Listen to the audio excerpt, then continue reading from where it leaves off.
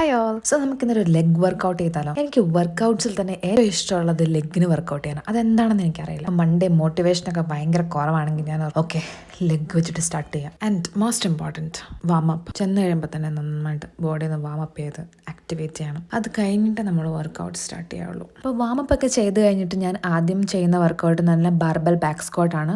Because എൻ്റെ ഇന്നത്തെ വർക്കൗട്ട്സിൽ എനിക്ക് ഏറ്റവും ഡിഫിക്കൽട്ട് ആയിട്ടുള്ളത് ഇതാണ്. ബാക്കി വർക്കൗട്ടൊക്കെ ചെയ്ത് ടയേർഡ് ആയിട്ടാണ് ഞാൻ ഇത് ചെയ്യാൻ വരുന്നതെങ്കിൽ എനിക്ക് കൂടുതൽ ഇംപ്രൂവ്മെന്റ്സ് ഒന്നും എനിക്ക് ചെയ്യാൻ പറ്റില്ല. അതുകൊണ്ട് വാട്ട് ഐ ഡു ഇസ് എൻ്റെ ഡിഫിക്കൽട്ട് ആയിട്ടുള്ള വർക്കൗട്ട്സ് ഞാൻ ആദ്യം ചെയ്യും. എന്നിട്ട് ഒരു 3 minutes റെസ്റ്റ് എടുത്തിട്ടാണ് ഞാൻ നെക്സ്റ്റ് വർക്കൗട്ടിലേക്ക് മൂവ് ചെയ്യുന്നത്. And you can see that like heavy weight ഇടുമ്പോൾ നമുക്ക് ചിലപ്പോൾ നമ്മുടെ പോസ്ചർ ഒന്നും കറക്റ്റ് ആയിരിക്കില്ല. But we are trying our best. അപ്പം എല്ലാ ദിവസവും എന്തെങ്കിലും ഒരു ചെറിയ ഇംപ്രൂവ്മെന്റ് വരുത്താൻ ഞാൻ നോക്കും.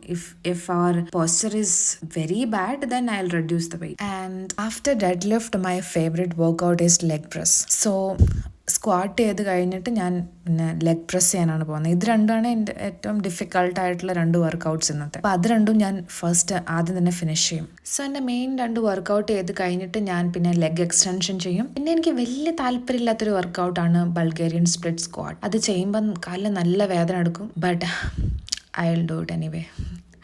ഇതെല്ലാം കഴിഞ്ഞ് കാഫ് റൈസും കൂടെ ചെയ്ത് കഴിയുമ്പോൾ എൻ്റെ കാലിൻ്റെ കാര്യത്തിലൊരു തീരുമാനമാവും. പിന്നെ ഞാൻ ഫുൾ സ്ട്രെച്ച് ചെയ്ത് ഒന്ന് കൂൾ ഡൗൺ ആവും. പിന്നെ എല്ലാം ഒന്ന് ശാന്തമായി കഴിയും. I will go home.